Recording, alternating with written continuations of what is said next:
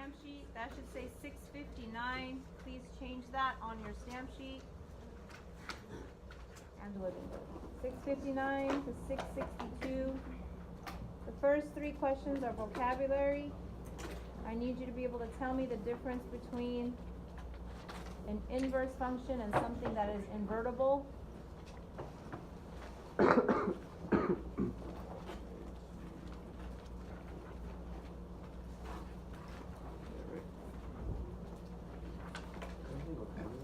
What is a convertible car, Sophia?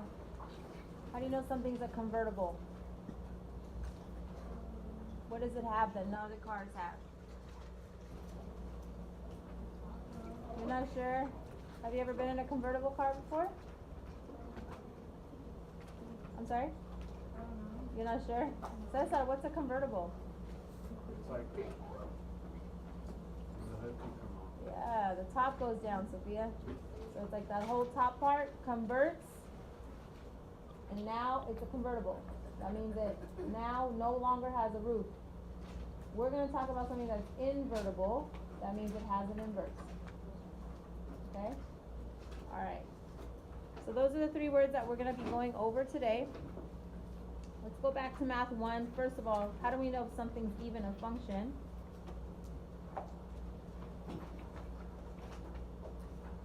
By definition, a function is for every input, there is exactly and only one output. That's by definition. So, if you have a table, that would mean that your x's would be different.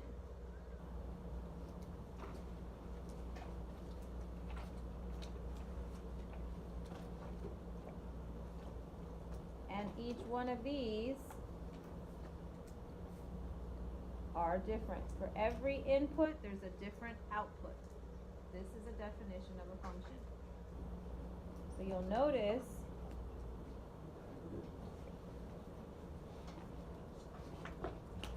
each x has a different y. It's not like this 2 has a 10 and the 1 has a 10. They have different values. So this would be an example of a function. Sometimes I feel like it's easier if you tell me, well, what's not a function? This is something that's not a function.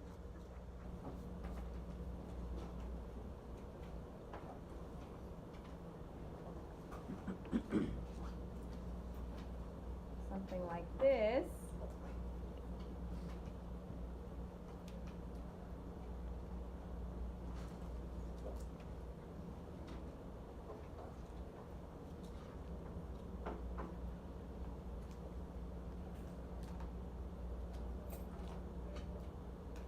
You'll notice that 320 is in the graph and so is 325. That's not okay because the 3 has a 20 and the 3 has a 25. That's two different values for the same x. That's layman's terms, okay? That's like for me and you to understand. But the real definition is explained on the top. For every input, there's exactly and only one output. So since you have 3 here, that goes 320 and 325, that means when you graphed it, that means you plotted a point at 320 and at 325. That's not a graph. That's not a function. So let's see how that would look on a graph. So graphically,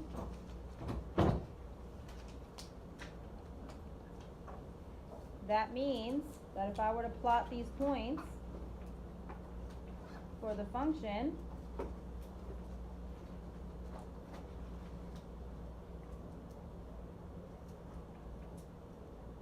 let's go ahead and plot the same points that we created. So if I have 0, 1, 2, 3,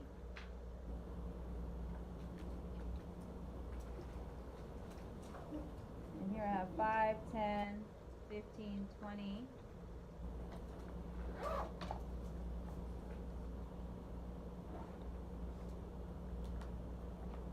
If I were to plot these points for a function, 0, 5, 1, 10, 2, 15, 3, 20,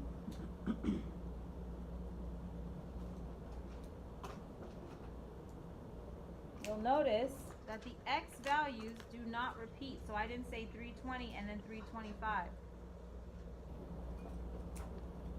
Use your highlighters, please. I have my 3 degrees. I already know this. Now I need you to do that. What would it look like if it's not a function?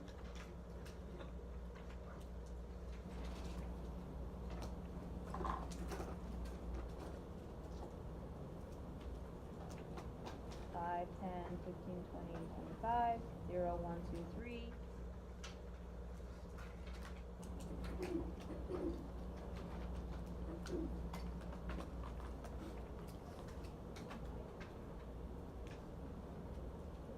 Five, 10, we mark these off.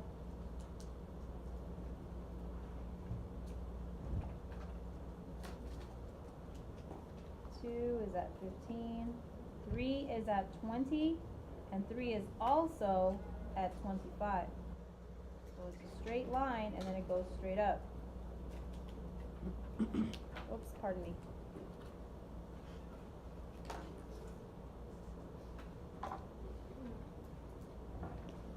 Notice that you have one x value that gave you 2 different y values.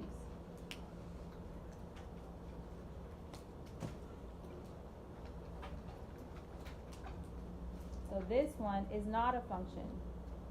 So instead of investigating each and every single point, there's a way for us to test every graph, and I'm sure you've heard this before, raise your hand if you remember.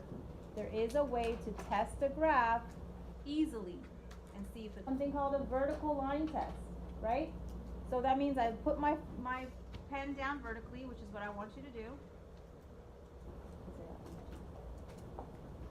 And you'll notice that if my pen hits 2 points at the same exact time, it has failed the vertical line test, which means it is not a function. And run it across my function, and it hits my pen twice at the same instance, which means for every x value there's a multiple incidence, then it is no longer a function. If it passes my pen more than once, which it does right here, doesn't it hit my pen twice right here at 3? Then it is not a function, because now my y values have repeated. Let's do an example. Example 1. Is this a function?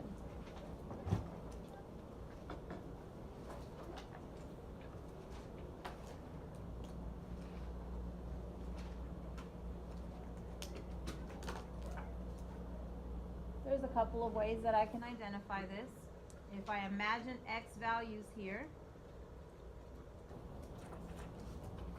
do any of my x values have more than one y value? Yeah, how about a lot of them? Like this x value right here at 0, it has 2 answers. Do you see that?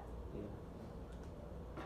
So if I were to do the vertical line test, it fails here, here, here, here, here, here, here, all the way through.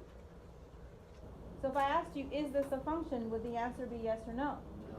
Why not? Because Because it fails the vertical line test.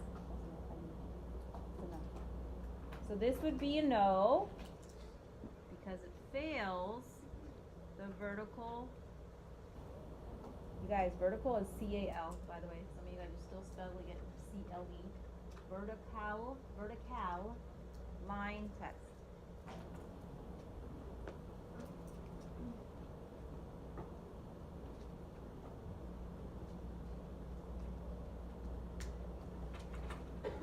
How about this one, example 2?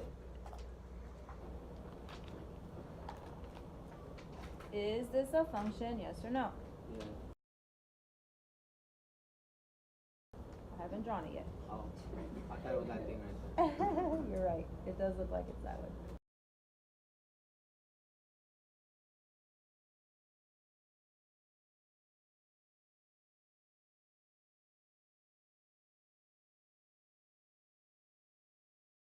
I should see people doing this instead of just staring at me. Do this.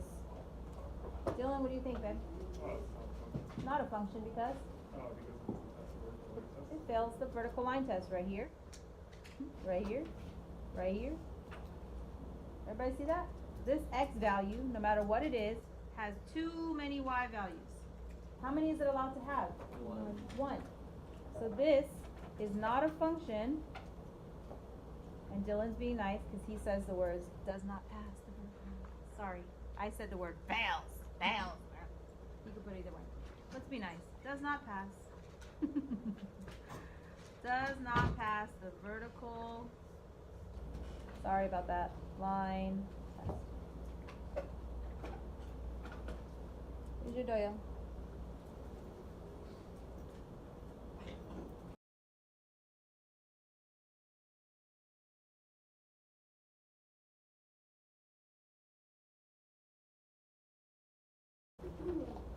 Alana, what do you think?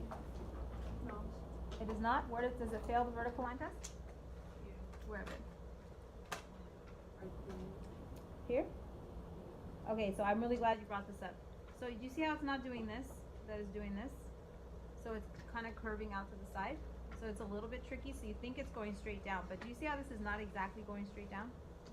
It's actually getting curved like that. So this one's actually a function. It is. Okay, so this one is a yes because it passes the vertical line test.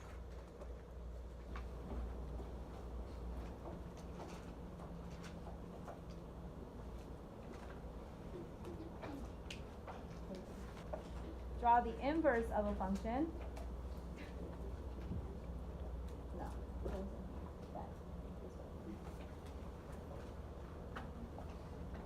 So another property of a function that has an inverse, and we're going to go over it all week long, but something that has an inverse means this right here. So if I give you a function f of x,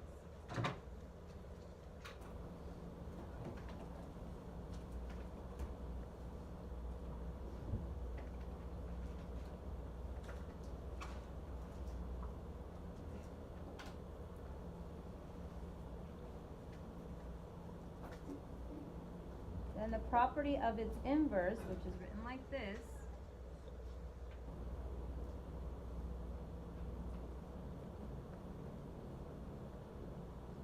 the table of its inverse is very simple. You switch the x's and the y's. So since this is the x's and the y's in the original function, its inverse is going to have its opposite or switched points. So if 0, 1 exists in f of x,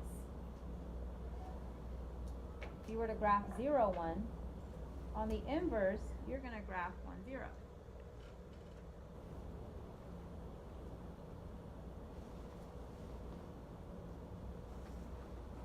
If 1, 5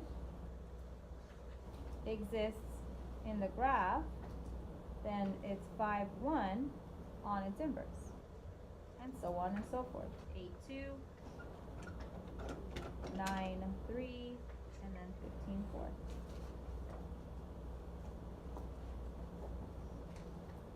I'm just going to put dot, dot, dot so that you can see that it continues. So what we do here is you're switching your x's and your y's.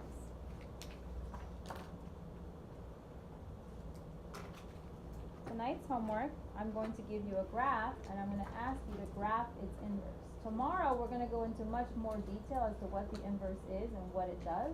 But today let's just become familiar with it and just learn how to manipulate it. Tomorrow we're going to get into dive into why we're doing this. So what you're going to see on tonight's homework, example 4, is you'll see something like this. They'll tell you that f of x is equal to negative x squared, for example. And then they want you to graph the inverse. Remember, when you have this little negative 1 right here, that's the inverse. So what do you think I have to create first before I can create the inverse? 2, What do I need? 2. I need that table, right? I need a table for the function, and then how am I going to create the inverse from the function? What am I going to do with the points? I'm going to search them. So first I need this. Now, I don't know why last year my kids were like, oh, what points, who cares what points you use? It doesn't matter. I could use 0, 1, 2, 3, 4, you could use 2, 4, 6, 8, 10, somebody else could use -5, 4, -4, who cares? You're going to graph the same graph, okay? But for simplicity's sake, because of the way your graph is on your paper, you don't want to use huge numbers. So let's agree to use these Fab 5. Let's agree to use -2, -1, 0, 1, and 2.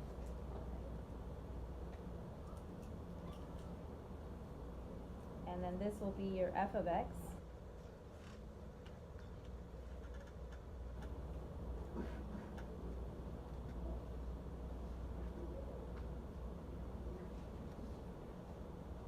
And then we'll graph the inverse on this side. Alright, where did my kids mess up the most? Right here, plugging it in. They would plug it in wrong. They would forget, please excuse my dear Aunt Sally, and forget when to make it negative and when do you exponent first, and I just don't want that to be me. Okay? You get to use a scientific calculator, but make sure you're plugging it in correctly. So -2, plugging it into the equation, remember the equation is -x², that means you square it first, then make it opposite. You square the number first, then make it opposite. So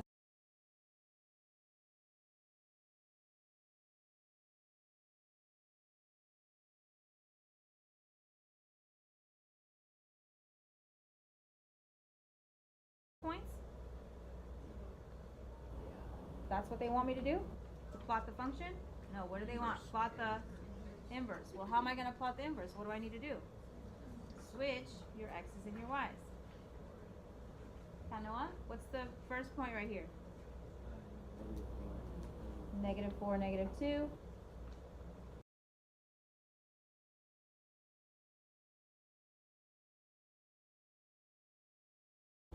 Kathleen, can you take a guess whether or not the inverse is a function or not? Why? Very good. How come it's not a function?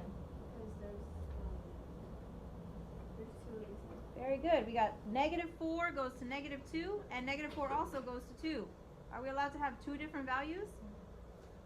No. So it's not a function.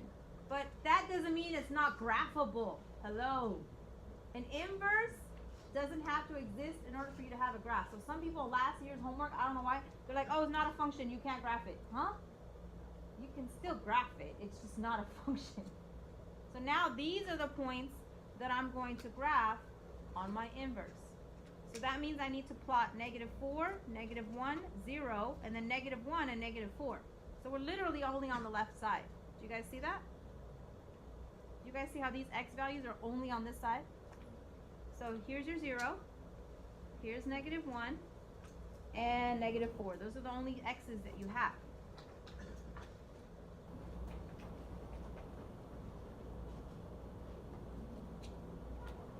So it's -4, -2, -1, -1, 0, 0, -1, 1, and then -4, 2.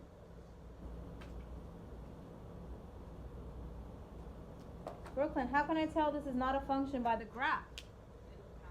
It does not pass the vertical line test. So Kathleen was able to identify automatically by its table that the x's repeat with different y values, not a function. How can you check? Graph it, fails the vertical line test, not a function. What do you guys think? Doable?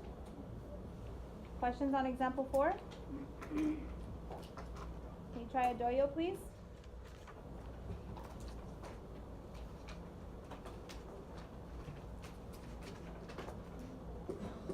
f of x is equal to negative x cubed.